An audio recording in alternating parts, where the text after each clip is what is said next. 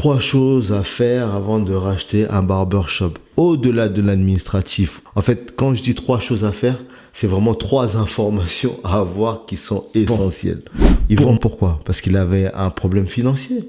Parce qu'il voulait juste faire une reconversion, c'est-à-dire changer de métier, travailler dans autre chose, ou c'est juste parce qu'il a fait une plus-value et c'est un mec qui a l'habitude d'ouvrir des établissements, les vendre et au passage gratter un billet. Moi-même, je préfère ce profil parce que ce profil est souvent dans la scalabilité. Donc ça, c'est la première chose. La deuxième chose qu'il faut savoir, quelle réputation avait le salon.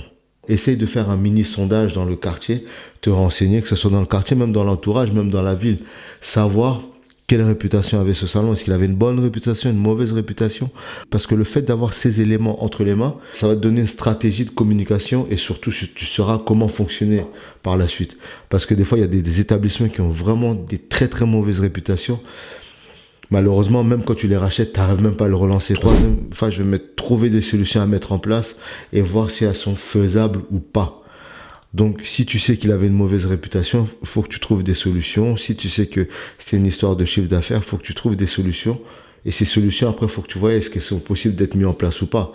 Si tu vois que c'est pas possible d'être mis en place, malgré tous les schémas que tu as mis en place, tu prends pas. Mais en général, il faut que vraiment que tu puisses répondre à ces 3 questions. Voilà. Et après, tu peux me contacter, on pourra développer. Je pourrais te conseiller sur la reprise ou bien sur l'acquisition d'un nouveau barbershop ou bien d'un salon.